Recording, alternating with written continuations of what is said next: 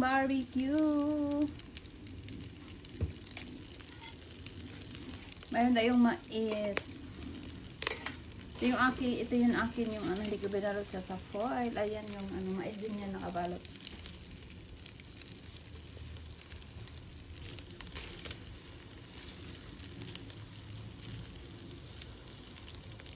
Baliktarin natin ito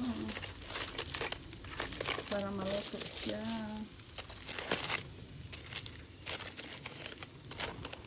Ayan yung ating barbecue, diba? Naka-barbecue din tayo before